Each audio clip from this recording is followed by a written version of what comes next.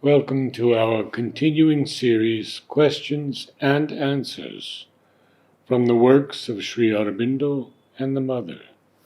Today, Flowers, Part 27, from the Mother. You go to the Samadhi, look at Sri Aurobindo's picture. You come to receive a flower from me, sit down to a lesson. You do everything you do, but with one question within you. Why? And then, if you ask the question, you receive the answer. Why? Because we don't want life as it is any longer. Because we don't want falsehood and ignorance any longer. Because we don't want suffering and unconsciousness any longer. Because we do not want disorder and bad will any longer. Because Sri Aurobindo has come to tell us it is not necessary to leave the earth to find the truth. It is not necessary to leave life to find one's soul. It is not necessary to give up the world or to have limited beliefs in order to enter into relation with the divine. The divine is everywhere, in everything. And if he is hidden, it is because we do not take the trouble to discover him. Not long ago, M's sister died. Psychologically, she was in a terrible state. She had no faith. Well, on that day, just when I came to know that she was passing away, I remember being upstairs in the bathroom, communicating with Sri Aurobindo, having a sort of conversation with him. It happens very often. And I asked him, what happens to such people when they die here at the ashram? Look, he replied, and I saw her passing away. And on her forehead, I saw Sri Aurobindo's symbol in a solid golden light. Not very luminous, but very concrete. There it was. And with the presence of this sign, the psychological state no longer mattered. Nothing touched her.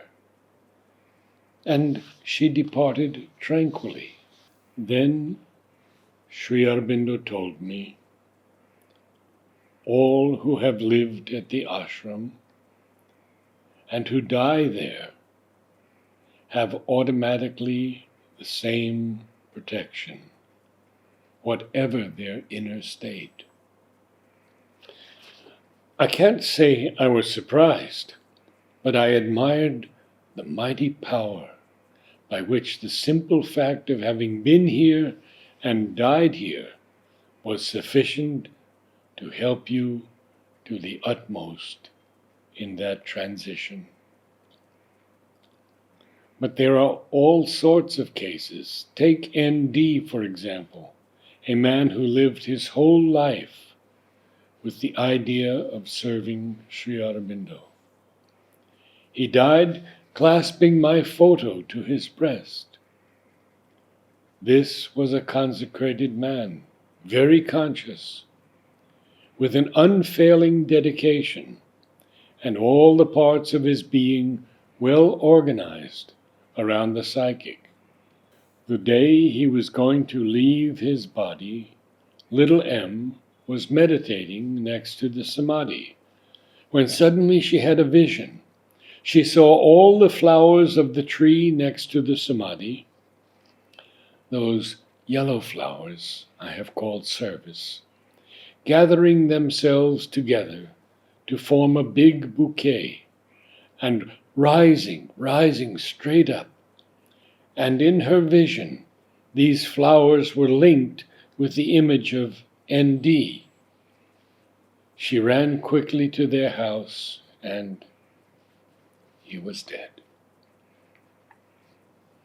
I only knew about this vision later, but on my side, when he left, I saw his whole being gathered together, well united, thoroughly homogeneous, in a great aspiration, and rising without dispersing, without deviating, straight up to the frontier of what Sri Aurobindo has called the higher hemisphere.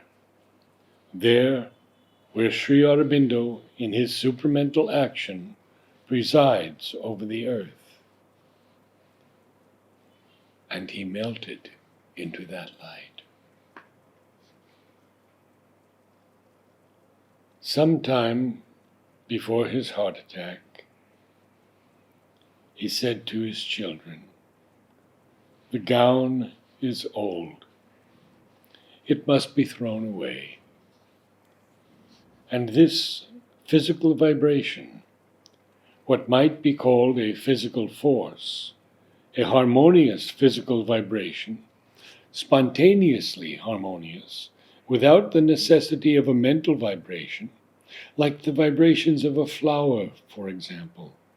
There are physical vibrations like that, which carry in themselves a harmonious force.